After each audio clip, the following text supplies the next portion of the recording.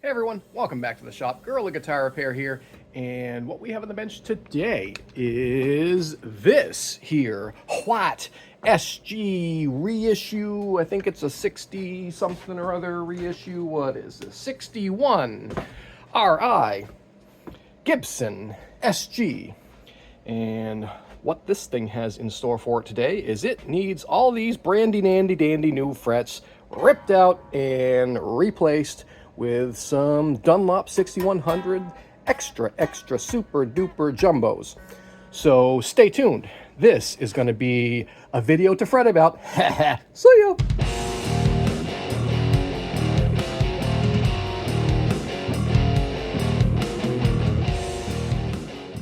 All right, we'll give you guys a quick little flyover here, and here we have our AccuFret FretWire 6100 series for all the tones. But first, we need to power on vintage Lumens generator with custom red. Subscribe button. Nailed it. You guys do the same. We're over 4,200 people in here, and we need more. Anyway, so our customer would like this brandy dandy new guitar. Look at that. What's that? What's this? Ew. I don't know what that was, but it's gone now. He would like it refretified because these are not big enough for all the tones stored in this guitar. Everybody knows the tone is in the frets. So let's get on it. First, we need to remove these strings in the safest possible manner. Whew. There we go. Those.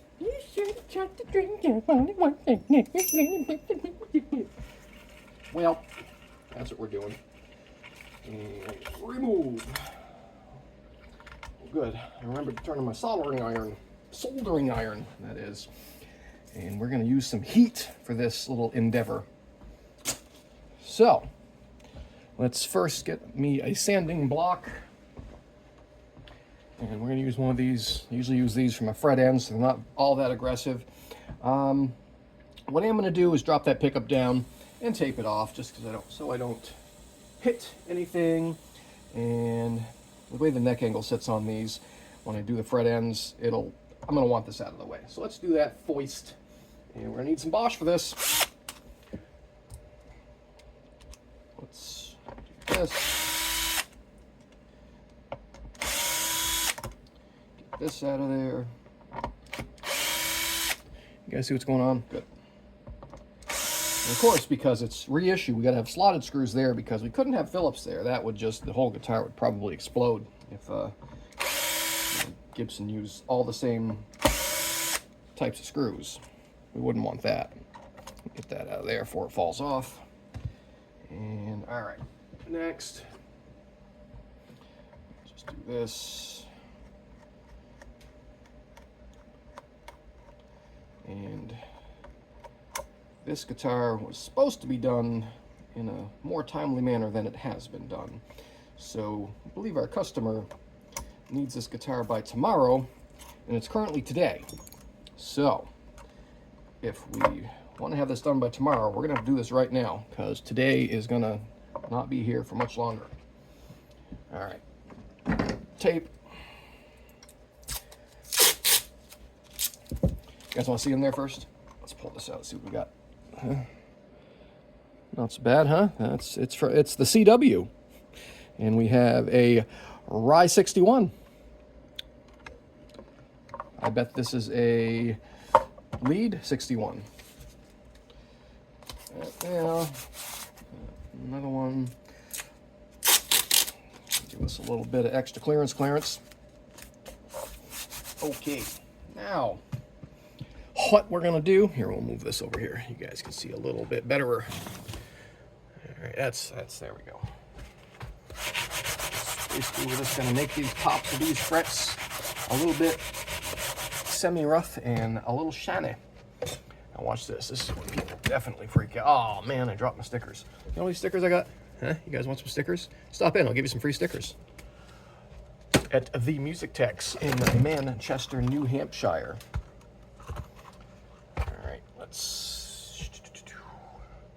We're ready. So what we're doing, we're going to put some solder on these here frets. Watch this. This is what we're doing. Just like that. that, like that, that. And I like to do them all at once, just so I don't have to keep grabbing the solder. Oh no, look at that. Some solder on the board. Watch this. Oop, got it. I'm not sure if this has plastic or shell inlays. They look kind of plasticky. So we're going to be real careful around the inlays, because if you have a plastic inlay, or whatever they call this stuff, mother of toilet seat, and you touch it with a soldering iron, you're going to make a big burn mark. Possibly set it on fire, depending on what material it's made of. The wood's not as critical to be careful, but you still can burn rosewood if you're not a little careful. We're going to try to be real careful. That's a little more. That. And then what this does is this transfers heat straight into the fret and fingerboard very quickly. I know. Hey, solder dangerous. Blah, blah, blah, blah, blah. You know, you don't have to, but I find it's a lot less dangerous to use solder. And here, let's clean this off a little bit, rather than holding your iron on there for a long time. See that? Look at that. And as soon as the solder gets all nice and melty, you know it's ready to come out. Like this. Look at that. Put it over there. Look at that. Beauteous. No chips. That's why you do this. Rosewood especially, and ebony, is very prone to chipping. And what happens when you heat the wood is you make it pliable. So therefore it does not pull out chips and chunks. It's the same principle as what happens when you bend the sides of an acoustic guitar. You can pretty much bend almost any type of wood to whatever shape you want. Oh, and by the way, we're saying goodbye to those nibs. We are going nibless. No more. But yeah, heat is what's used to bend wood, shape wood. So it only makes sense that heat up your frets to make the wood around it more pliable. No chips. That's how it works. And yeah, you can get the little fret guard stupid things from StuMac if you want to just spend money on stuff. Or you can just do this, which will work a lot more better. Because even if you're using those little fret guard things, it keeps it from chipping. No, it still wants to chip. You're still causing chips. It's just not pulling them all the way up. And you're hoping that they're going to stay, well, you pull the fret up. And they probably will, but you've still caused a chip. See, that one still wants to hold. There we go. And they do, Gibson usually does glue their frets. Ooh, a little bit of solder there, a little bit of solder there. See that? That's all you have to do. Pick up that extra solder. And let's get this one. The neck looks pretty good otherwise, so I think we're just going to standard refret. We're not going to need to do any leveling or anything. And by the way, be careful when you get to the binding edge, because you certainly can fry the binding. You don't want to do that. That would be bad. That's why I'm not going super close to the edge and trying to kind of stay away from it. Because, again, you do not want to cause your binding to get roasty toasty. That'd be no bueno. Alright, so what do you guys think? I know usually when I do this, you get all sorts of the YouTube NPCs. You're the wrong way. I'd never.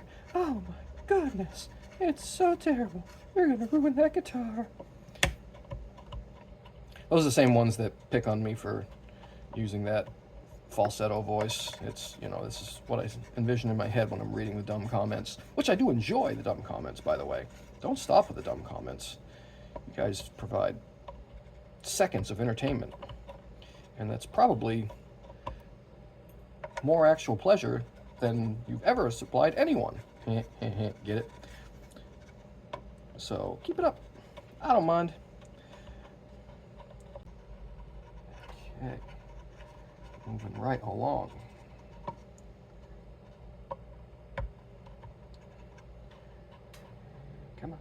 Come on. There it goes. My tip's getting a little dirty. Clean your tip, son.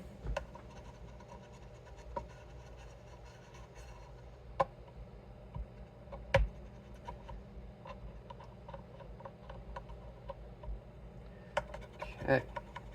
Almost done. Well, with this part anyway.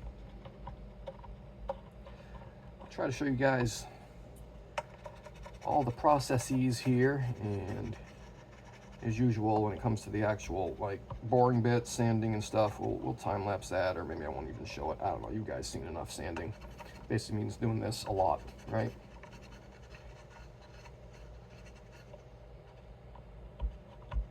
All right. And also, I don't know why people have their old frets in this lined up thing. It's silly to me. So I'm gonna toss these right in the trash. Well, I don't know why people keep the board, you know, the board with all the holes in it, unless you're gonna replace the frets you took out, you know, with the same ones, which I guess then sure, whatever. But why would you do that? Oh yeah. Let's straighten this neck out. It's got a little bit of a backbone now. You want to start with a. Hopefully, we can have the truss rod at neutral and have the neck be straight. That would be fantastic. Let's see if Gibson's able to do that this time. There we go. Oh, all right, we're good. Cool. Oh, we got to take off. We got to denut this thing. So we're gonna do some other dangerous work here. I need some sort of guard. I had one for the guitar I did yesterday. I bet I threw it away. That's all right. We'll do this. That'll work. And we will also throw some tapage on the other side. Show you guys what I'm doing here.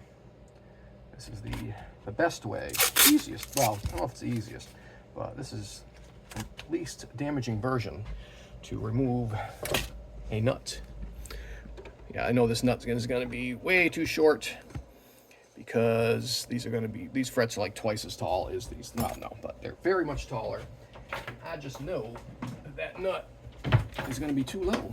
So here is what I do for Gibson nut removals.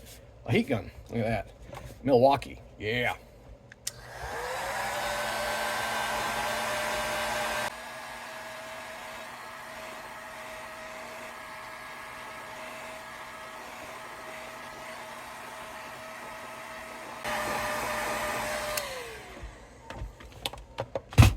That should be good. And first, I'm gonna just give it a little bit of a tippy tap.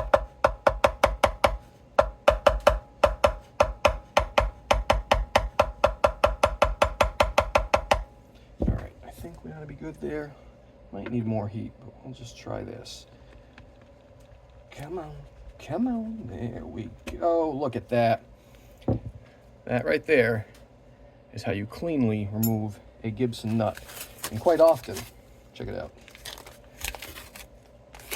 Look at that, it even leaves, I'll take it out after, but look at that. It even leaves the finish from the outside. So if you're really anal retentive, you can actually put the nut back in and leave the finish. But yeah, look at that. Look at that, no chips, heat. Heat is where it's at. Where it's at. Okay. Keep that over there, and we'll put these parts over here with the other parts so we don't lose our parts. All right, let's double check that neck. It looks pretty good. And we're gonna do a little bit of light leveling to knock off those nibs. Let's move my heat gun back out of the way.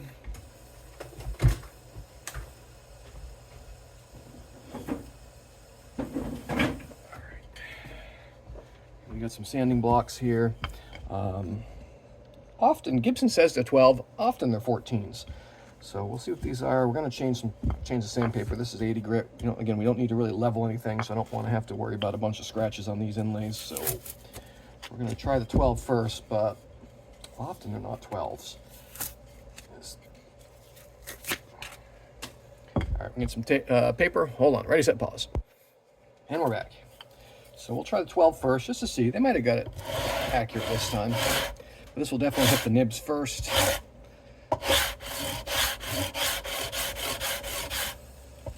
think this one might be an actual 12. You know what? Not quite. Not quite. Down here, it's not hitting. The middle's down here. Might be kind of in between. We're going to hit it with a 14. Yeah, see?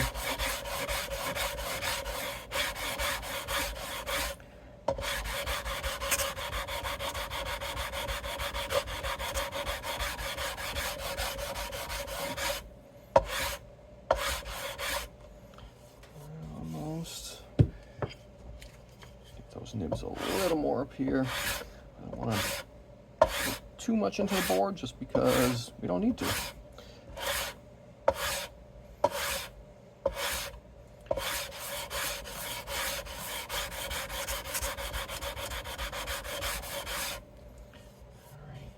Still not, even the 12, see the edges are a little bit more than a 12 and the center is less than a 12. Accuracy. I'll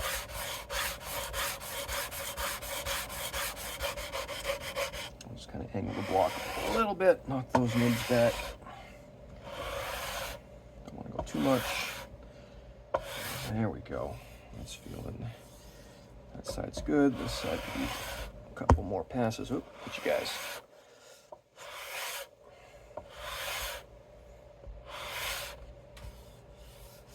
There we are. Back to our 14. Smooth out the centers.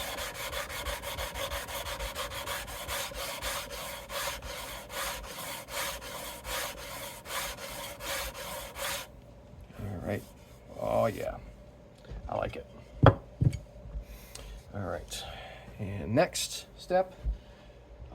Actually, I gotta go turn on my air guns because we were checking for leaks, and I had the hoses disconnected last night to see if it was a leak at the tank or in the hoses. I haven't heard it go off today, so it's probably at the hoses. Anyway, I'll be back. Ready, set, pause. All right, now that we got our aerification back on, next step, we're going to Dremel this thing. Gibson usually cuts their slots very deep, plenty of room, but there's often, and I can see it actually, there's like shiny in the slots there, and that's adhesives that Gibson has used. So, we want to make sure there are no adhesives holding up our progress. And how do you get this out of here? Look at these. I've never had frets shipped with these metal plugs in there. That's kind of annoying, I guess. Oh, there, that one will come out. That'll come out, watch. There it is. Aw, come on. Why must you be problem? Here, there we go. We're gonna need 3 of these. I'll put that back in there, make it a problem for the next guy. And put these over here. Now, while the frets are all in their straightened position, we're gonna see, yeah, see that's not quite where we want it. So, we're gonna justify this here Dremel a little more depth. Right, let's try that. Yes, want it just barely a little deeper than the tang of the fret. Tighten that. Make sure you tighten those with, even these, they need to be tightened with pliers. Those things can loosen up and cause all sorts of problems. Ask me how I know. Here, let's get the curl out of that there cable. And all right, you guys might want to watch this from the other side, so let's move you over here. Move the guitar back, swinging around, coming around, coming around. Actually, you know what? I'm going to switch to the other holder so you guys can get like a more better view. Ready? All right, pause. All right, we'll go with this view so you guys can see all the action. Ready? Full power.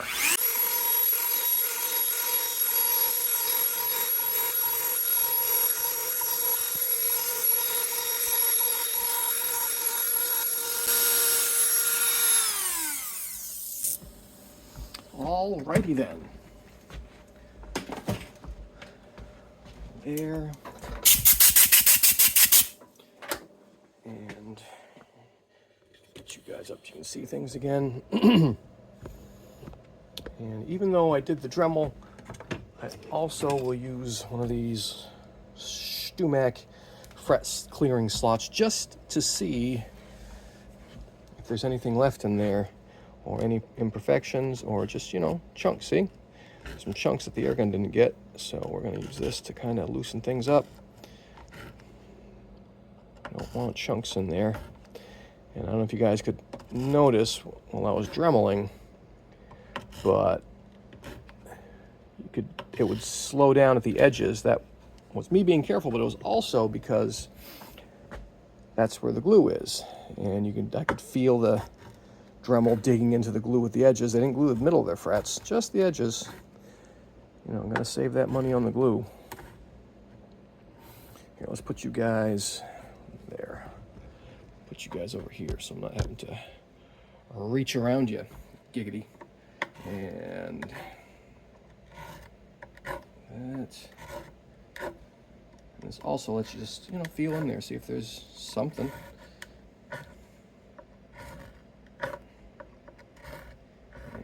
Careful when you get close to the horns. You can certainly cause some inadvertent collateral damage, and we do not want that to happen. This being a basically brand new guitar. I need some more blower action.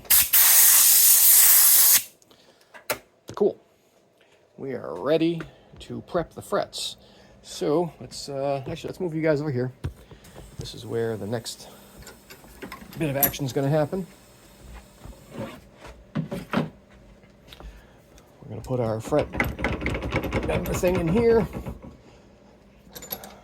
Yep. Here. Up. Angle. There we go. Move it like this so you guys can see it when the frets actually go in. And with these things, unless you're starting with a known exact fret wire that you did last, start a little bit flatter than what you think it's going to be, because it's much easier to keep bending than to unbend. Where are we? Let's see. All right, that might be close, actually. That's all there is to it.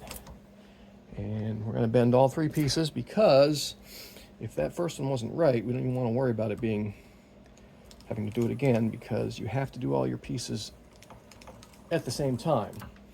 Because if I were to rebend the one I've already bent, then the ones that I haven't bent, if I then go to bend them with this thing without pre-bending, they will not be bent at the correct bend. Get it? Yeah. All right, let's see where we're at. Oh man, I love it when a plan comes together. Look at this. That was total guesswork. Look at that. Nailed it. Next, we need our clippers. Where are my clippers? There they are. Let's get this out of the way.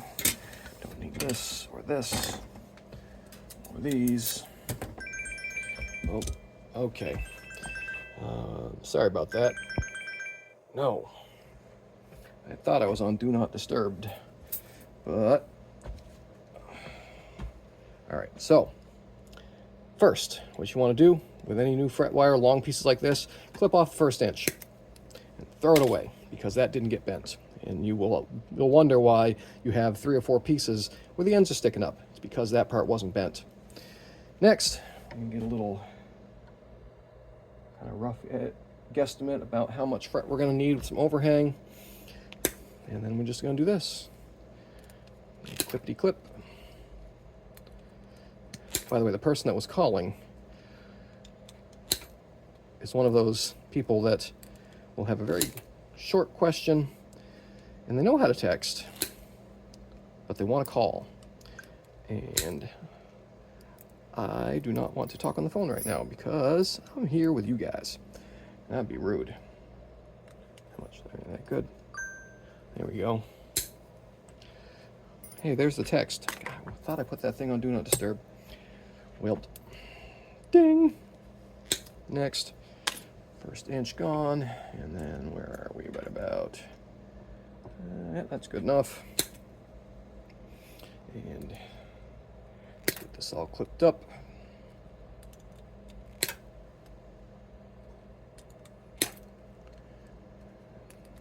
And these don't have to be exact. This is why I don't use the goofy board with holes in it, because I size my frets on the board. Those, throw that end away, and move them by. That'll be about there. That. And this will be more than I need. And well, maybe I'll throw the excess couple of 3 frets or so. I usually get about 3 or 4 extra frets, depending on how tight you want to cut. And I'll often put them in a bag and throw them in the case, just in case at some point they have a damaged fret. It happens. All right, we don't need that piece. All right, so this is where it's going to get long and boring. See which one of these work better. I'm hoping these will work better because they cut a lot better than those. I know these are the new heavy-duty versions, but they leave a little bit underneath, and these don't. Let's see what we got. Oh, I think we're going to be good. So now, this is what we do. If you guys can't see what's going on, this is an undercutter, nibbler, whatever you want to call it, and it just does that. And this is what you want to do. Looks a little more. All right, let's see. How close are we? Look at that. Look at that. You tell I've done this a few times? Nailed it. I'm usually really good at guessing radiuses. We'll give that a little tippity tap with our. I didn't get those out yet. There it is. Vivant. Is it that one? No, there it is. Correct. Block. I should have found this first, right? Oh, I think that's the one. There it is. This one says 9.5, but it's been beat pretty hard, so it's more like a 12 now. And this is basically what we do. I need to put my support under there. My bag of shot is not going in. Again, things I should have done beforehand. All right, move all these over to yaw. And that right over there. All right, hold on, pause. All right, so we have our giant bag of lead. And go just like this. This basically makes any hammer turn into a dead blow hammer. Here we'll go maybe from this angle. How about that? Will that be all right? Maybe I'll go in the other holder. Yeah, that'll be better. Ready, set, pause again. All right, that's better. You guys can see way better now. There we go. And that's all there is to it. So we're gonna continue. Where'd my nipper? There it is. That is nipper. And I'm just gonna put it in here like this, but I'm not gonna do this over the guitar. Let's move you guys out a little bit. You can see a little better out here. This is the process. We're going to time lapse this out because it's the boring bits. And we're just going to go up the board, put these in, and then on to the next part, which is going to be gluing them down. Ready? And ready.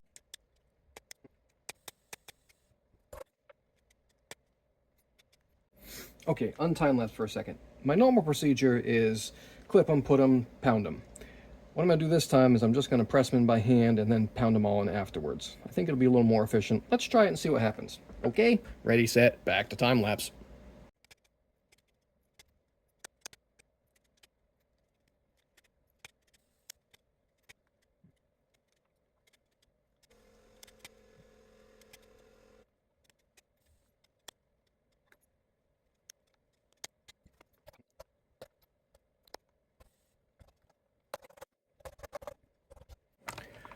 All right, now the frets are in, we're going to do the gluing procedure. And what I'm going to do to make sure these ends, because Gibson did kind of overdo the edges just a little bit, and I don't want to sit here and keep pounding on them, because that's not good. What I'm going to do is get a flat block and some pieces of carbon fiber to hold the fret ends down. You'll see what I mean in a second. Hold on.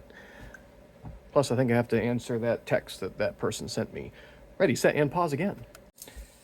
All right, so I've got these 2 long pieces of carbon fiber, which I usually use inside a neck like this to add reinforcement. But what we're going to do here is we're going to put them down like this, usually like that. And I need some more tape. Where is my tape dispenser? Vintage tape dispenser. Incoming. This thing weighs more than this guitar. And we're just gonna, because I like to slip and slide a little bit when you first put them down. So we're just gonna do this and this. That keeps them from moving around when we're trying to position the block. Just like that. At the end here. Actually, move this down a little bit more. That way it's not in the way of the block. Right? Right. Again, all we're doing is keeping these from moving around.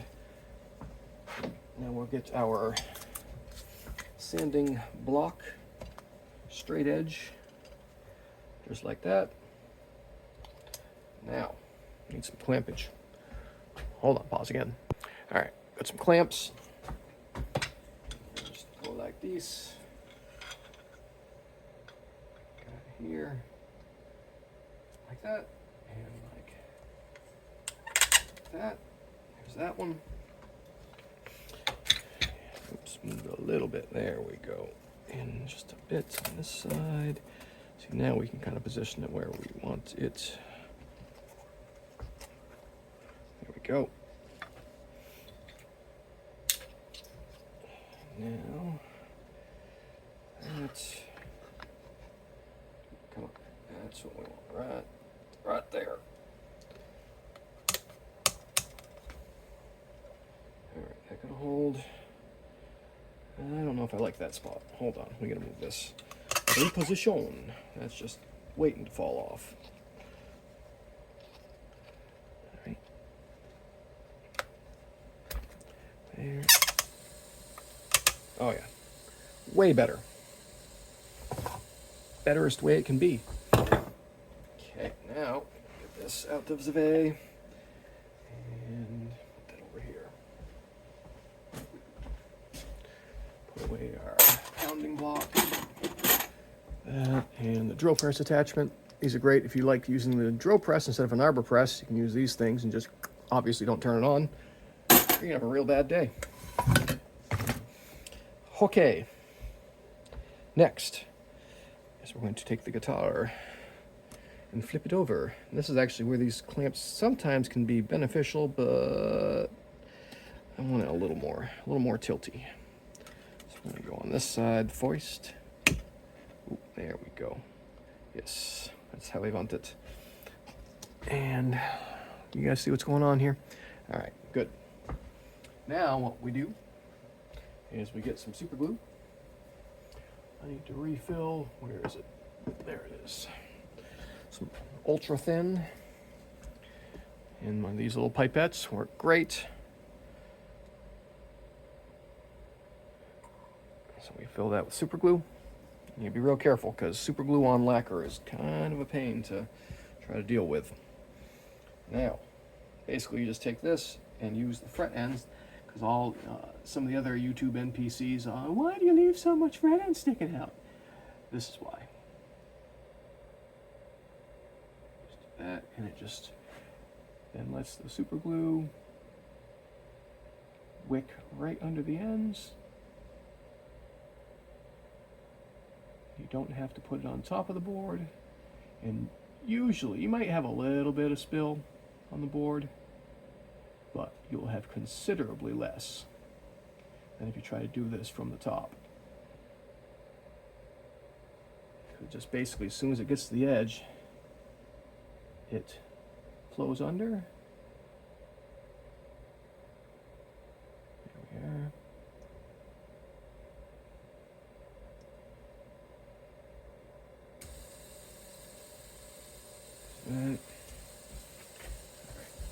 this angle.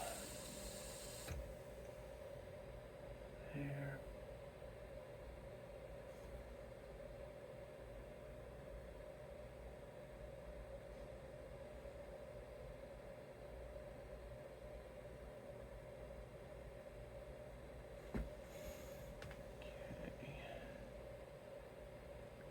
Good here.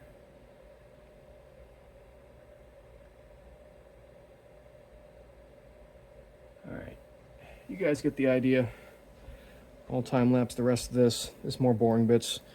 Okay, ready, set, time lapse.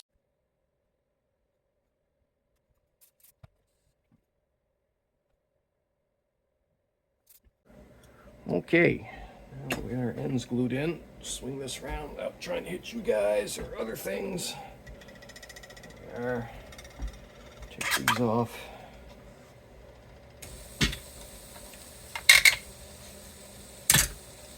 Okay. Those off. Oop, that's right. I taped it down over there. There. Let go. All right, we have very, very little spillover, which any that did come out, there's no puddles or anything. Any that is there, that'll clean up with the polishing, buffing process. Okay, let's give it a look-see. Oh, we're looking good. I like it. Yeah. Okay, next, where's our clippers? We'll do this and I'm gonna have to vacuum off my bench, because after this part, you definitely don't want to be working on the guitar. Because all these things will be everywhere. Clip these off.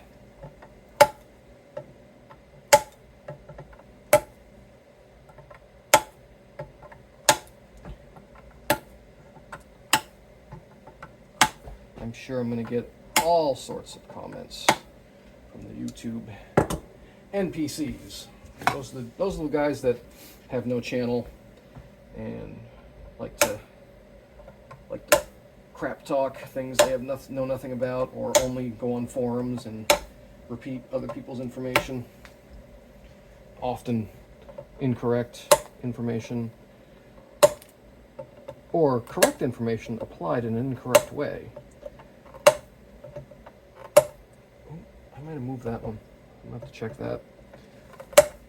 That one might not have gotten enough blue, but that's okay. I'll check it with the fret rocker. If I have to add more blue, I will.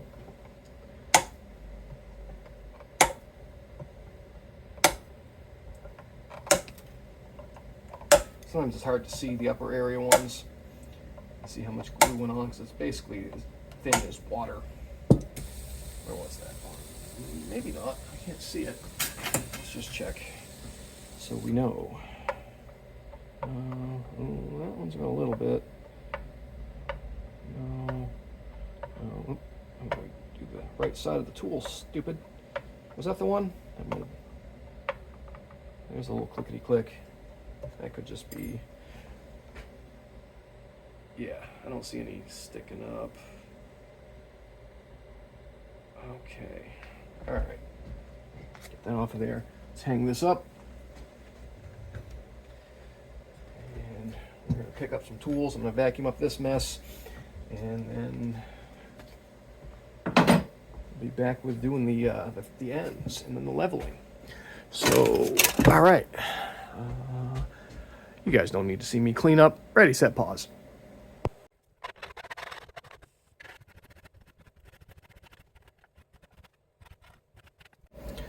All right, so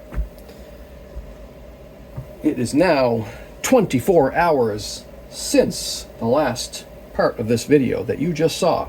So if things are a little out of place, out of order, my shirt's a different color, it's fine. We got busy, I had to do other things. So we're gonna finish this thing up today. Things that are left to be done, I've cut the fret ends decently. I think they still need to go in a little more on the bass side. Yeah, I'm gonna use my angle block and trim these up a little more on this side. and just to even things out. Then we're going to do some basic leveling and polish it out, string it up, and send it. So there's really not a heck of a lot left to do except for the boring bits. I just want to, you know, let you guys know that time has passed, and yeah, we're going to have a sound check at the end, obviously, play test. And I appreciate everyone doing all the watching and liking and subscribing and all that fun stuff. And keep the comments coming. I'm going to try to get in there and reply to them. Yeah, appreciate you guys. And on to the time-lapsing here. Ready, set, and time-lapse.